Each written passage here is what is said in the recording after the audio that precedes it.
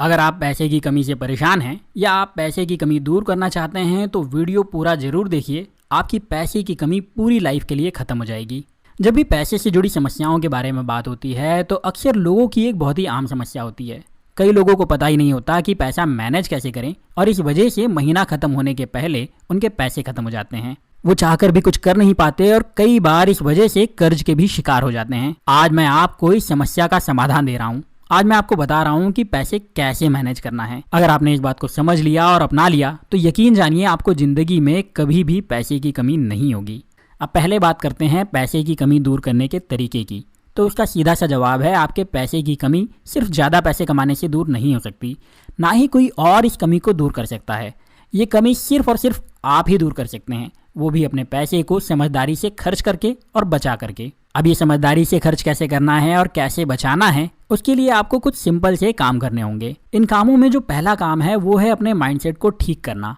खुद को ये बताना कि आप पैसे मैनेज करोगे और इस बात पर टिके रहोगे। अक्सर लोग फैसला तो लेते हैं कि हाँ हम पैसे बचाएंगे, पैसे मैनेज करेंगे और पैसे की कमी को दूर करेंगे, लेकिन जैसे ही उनके पास पैसे आते हैं वो अपने वादों को भूल जाते हैं और उनकी शुरुआत फिर से जीरो से हो जाती है। अगर आप पैसे की कमी दूर करना चाहते हैं तो इच्छा शक्ति को मजबूत करके ये कसम खा लीजिए कि आप पैसे को मैनेज करेंगे और बिना सोचे समझे 1 रुपया भी खर्च नहीं करेंगे। अगर आपने सिर्फ ये एक बात भी मान ली तो आप आधी जंग जीत लेंगे, बाकी तो आप खुद समझदार हैं ही सही। पैसे की कमी दूर करने के लिए जो दूसरा काम है वो है अपने खर्चों का लेखा जोखा बनाना। अब कुछ लोग कहेंगे कि ये लिखने पढ़ने का काम कौन करे यार, कुछ कहेंगे हम ऐसे ही सही खर्च करते हैं और इसी तरीके की बहुत सारी बातें बोलेंगे। अगर आप अपने खर्च बिना लिखे भी समझदारी से कर लेते तो आज आपके पास पैसे की कमी होती क्यों।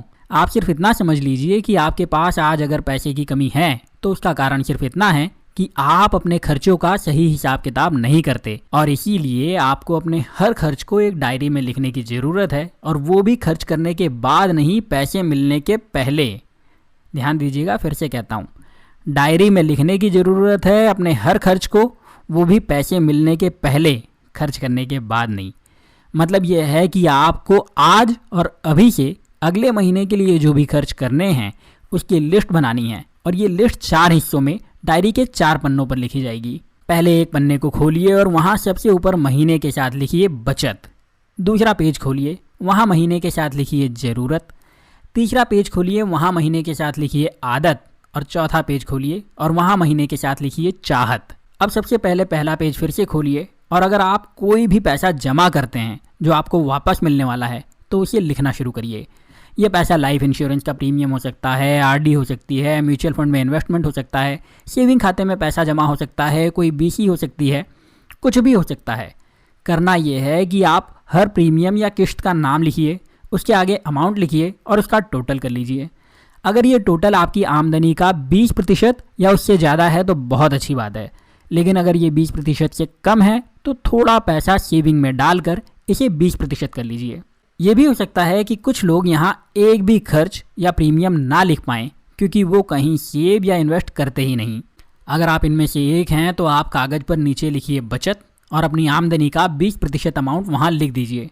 मतलब अगर आपकी इनकम है 10,000 रुपये तो यहाँ 2,000 लिख दीजिए। आप चाहें तो शुरुआत 500 या 1,000 रुपये से कर सकते हैं, लेकिन बचत का नंबर लिखना बहुत ज़रूरी है और कोशिश करिए कि ये आपकी आमदनी के 20% के बराबर हो जाए। अब आपको आना है ज़रूरत वाले पेज पर और यहाँ पर हर वो खर्च लिखना है जो आपके और आपके परिवार के लिए ज़रूरी है और बिना उस खर्च को करे आपका काम नहीं चलेगा।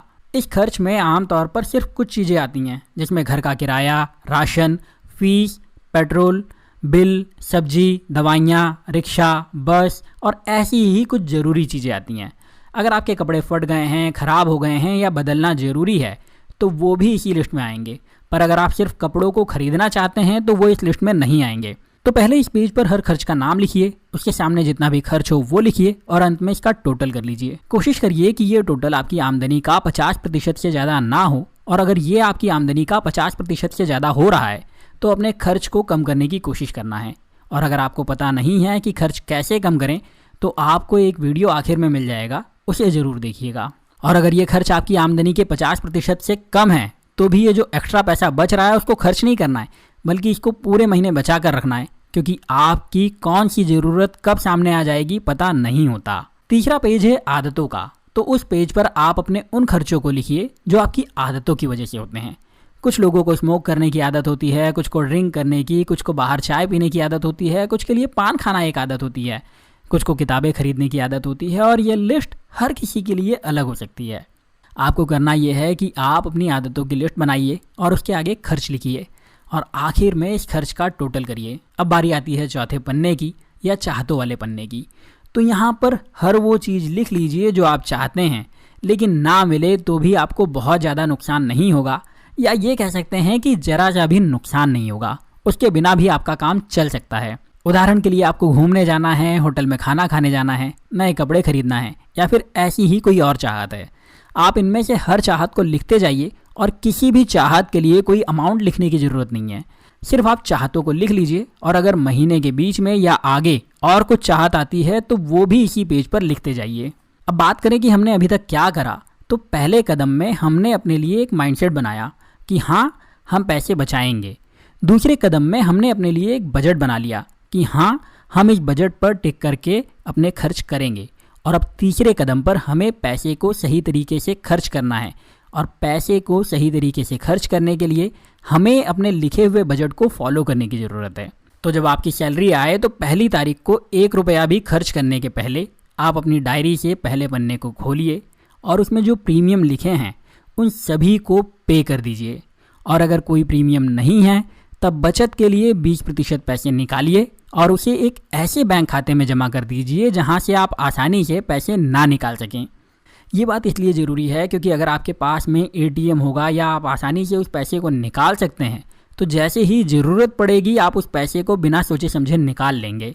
और आपके सेविंग अकाउंट से या रेगुलर अकाउंट से तो आप पैसे निकालते ही रहते हैं, तो वहाँ पर भी आप आसानी से पैसे निकाल लेंगे। इसलिए इस बचत वाले पैसे को निकाल करके एक अलग बैंक अकाउंट में रखिए। अब यहाँ पर आप में से कुछ लोग कहेंगे कि भाई हमारे पास तो कोई अलग बैंक खाता है ही नहीं, तो आप एक नया बैंक खाता खोल लीजिए। आप चाहें तो घर बैठे ही कोटक महिंद्रा बैंक में जीरो बैलेंस अकाउंट आसानी से ओपन कर सकते हैं और पैसे जमा कर सकते हैं। इसके लिए लिंक मैं आपको डिस्क्रिप्शन में दे दूंगा। और यहाँ पर मैं आपको साफ कर दूं कि यहाँ मुझे कोटक से कोई पैसे नहीं मिले, लेकिन व्यक्तिगत रूप से कई सालों से मुझे इनकी सर्विसेज बहुत पसंद है। और थोड़े वक्त पहले मैंने मेरी वाइफ के लिए जीरो बैलेंस अकाउंट को घर से ही ओपन करवाया था, जो कि बहुत आसानी से हो गया था। और बाद में बैंक जाकर सिर्फ मुझे केवाईसी करना था, जो कि 15 मिनट में हो गया था। तो लिंक मैंने आपको डिस्क्रिप्शन में दे दी है और ये सिर्फ आपकी मदद के लिए है। तो प्लीज़, मेरे पास तो खाता है ही नहीं, कैसे जमा करूं, ये रोना मत गाइएगा, कोई बहाने मत बनाइएगा और अपनी इनकम का बड़ा हिस्सा या 20% हिस्सा निकाल करके पहले ही अलग रख दीजिए ताकि आपको पैसे की कमी ना हो। अब बारी आती है दूसरे पन्ने की। तो यहाँ सब कुछ ज़रूरी है और कोशिश करिए कि इस पेज पर जो भी कुछ है वो आप बिना चिंता के खरीद लीजिए। बस कुछ भी खरीदने के पहले या खर्च करने के पहले सिर्फ एक सवाल कर लीजिएगा कि क्या ये खर्च सच में मेरी ज़रूरत है, चाहत तो नहीं। अगर अब भी आपको हाँ में जवाब मिलता है, आपको लगता है कि आपका खर्च ज़रूरी है, तो उसे बेशक करिए। बस कोशिश इतनी रहे कि ये खर्च आपकी आमदनी का 50% से ज़्यादा ना हो। यहाँ ये भी ध्यान रखना है कि ये खर्च आप बचत करने के बाद ही करें, उसके पहले नहीं। और कुछ भी हो जाए आपको बचत के पैसे को हाथ नहीं लगाना है। बचत और ज़रूरत के बाद हमें आदत वाले पेज पर आना है। यहाँ पर आप अपनी आदतों को देखने की कोशिश करिए और ये देखिए कि कौन सी आदत आपको फ़ायदा पहुँचाती है और कौन सी आदत नुकसान। मान लीजिए आप गुटखा, पान, बीड़ी, सिगरेट, शराब या ऐसी ही किसी चीज़ का शौक़ रखते हैं या आदत रखते हैं, तो ये आदतें आपको नुकसान देती हैं। और अगर आप इन आदतों को छोड़ सकते हैं तो उससे अच्छा कुछ हो ही नहीं सकता। लेकिन अगर नहीं छोड़ सकते तो भी मैं आपसे यही कहूँगा कि इसके लिए एक बजट फिक्स कर लीजिए जो किसी भी हालात में आपकी व्यक्तिगत आमदनी के 5% से ज़्यादा नहीं होना चाहिए। और यहाँ पर मैंने कहा है व्यक्तिगत आमदनी, मतलब सिर्फ आपकी आमदनी, आपकी वाइफ की, आपके पापा की, आपकी बेटी की, इन सब की आमदनी को नहीं मिलाना है, सिर्फ आपकी आमदनी। उदाहरण के लिए अगर आपकी व्यक्तिगत आमदनी 10,000 रुपये महीना है तो आपको इन आदतों पर सिर्फ 500 रुपये खर्च करना है, उससे ज़्यादा 1 रुपया भी नहीं। अब कुछ आदतें ऐसी भी होती हैं जो कि आपको फ़ायदा पहुंचाती हैं, तो आप उन आदतों पर अपनी आमदनी का 10% तक खर्च कर सकते हैं। मैं अपना उदाहरण देकर के बताता हूं कि मुझे किताबों की आदत है, सीखने की आदत है और इससे मुझे फ़ायदा भी मिलता है। तो मैं इन आदतों पर बिना किसी डर के अपनी आमदनी का 10% तक खर्च कर देता हूँ। लेकिन ध्यान रखिएगा, ये खर्च मैं बहुत ही सोच समझ करके करता हूँ और मुझे फ़ायदा मिलता है इसलिए करता हूँ। साथ ही ये खर्च करने के पहले मैं अपनी सभी ज़रूरतों को और बचत को पूरा कर चुका होता हूँ। यही वजह है कि इस खर्च को करते हुए मुझे बहुत ज़्यादा चिंता नहीं होती। मैं आपको भी यही सलाह दूंगा कि आप अपनी आदत पर कभी भी 10% से ज़्यादा खर्च ना करें, और वो भी बचत और ज़रूरतों के बाद करें। अब जो आखिरी पन्ना बचा है वो है चाहतों वाला, उसकी बात कर लेते हैं। अब अगर आपने सही बजट बनाया है और उसे फॉलो करा है तो आपके पास आपकी चाहतों के लिए 20 से 25% पैसे आराम से बचे होंगे। यहाँ पर आप कोशिश करिए कि 1 तारीख से 31 तारीख तक अपनी चाहतों पर आप कम से कम पैसा खर्च करें। मेरे कहने का मतलब ये है कि आप अपनी उन चाहतों को तो पूरा कर लीजिए जिसमें कम पैसे लगते हों, लेकिन जिन चाहतों पर आपके ज़्यादा पैसे खर्च हो रहे हैं आप उनको 31 तारीख तक के लिए होल्ड कर दीजिए। मतलब अगर आप बाहर जाकर पानी पूरी खाना चाहते हैं या आइसक्रीम खाना चाहते हैं तो इस चाहत को दबाइए मत। इसे अपने बचे हुए 20 से 25% पैसे में से थोड़े पैसे निकाल लीजिए और इन्जॉय कर लीजिए। पर अगर आप एक मूवी देखना चाहते हैं या फिर कोई नई शर्ट खरीदना चाहते हैं या फिर कोई और बड़ा खर्च करना चाहते हैं तो उसे 31 तारीख तक होल्ड कर लीजिए। ऐसा करके आपके पास महीना ख़त्म होने पर भी वॉन्ट्स या चाहतों वाले हिस्से में काफ़ी पैसे बचे रहेंगे। तो इस पैसे को वॉन्ट्स वाले खाते में बचे रहने दीजिए, उसे कहीं सेव नहीं करना है, इसको हमें खर्च ही करना है, लेकिन 31 तारीख के बाद। महीना पूरा होने के बाद में फिर से वैसे ही बजट बनाइए और इस बार चाहतों के लिए इस महीने के पैसे को 31 तारीख तक बचा लीजिए, और पिछले महीने जो आपके पास में पैसे बच गए थे उस पैसे का इस्तेमाल इस महीने की चाहतों को आराम से पूरा करने में इस्तेमाल करते रहिए। और यही सिलसिला आपको हमेशा करते रहना है। साथ ही आपको ये भी ध्यान रखना है कि अगर ज़रूरत और आदत वाले हिस्से में से कोई पैसे बच जाएं तो उसे बचा करके बैंक में रख दीजिए, ताकि कभी भविष्य में ज़रूरत हो तो काम में आ सकें। लेकिन बात करें चाहतों वाले पैसे की तो उसको आप अपनी चाहतों में लगाते रहिए, और अगर इसमें पैसे बच जाएं तो उसे अगले महीने की चाहतों के लिए, वॉन्ट्स के लिए बचा के रख लीजिए, लेकिन सेव बिल्कुल नहीं करना है। जब आप इस तरीके से पैसे मैनेज करेंगे तो शुरू के कुछ महीने तो आपको परेशानी लगेगी, लेकिन उसके बाद आपको पैसे की कभी कोई कमी नहीं आएगी। और अगर आपने ये तरीका फॉलो कर लिया तो आपको ज़िंदगी भर पैसे की कमी नहीं होगी। आप कुछ सालों में अमीर भी हो जाएंगे और आपकी लाइफ में पैसा एक समस्या नहीं बचेगी। तो अब आप इस तरीके को फॉलो करिए। पहले खुद से वादा करिए, फिर अपना बजट बनाइए, बजट के हिसाब से अपने पैसे खर्च करिए। पैसे बचाने के लिए एक सेपरेट अकाउंट का इस्तेमाल करिए, और अगर आपके पास सेपरेट अकाउंट नहीं है तो नीचे दी हुई लिंक से कोटक बैंक में आप अपना अकाउंट ओपन कर लीजिए और मुझे विदा दीजिए।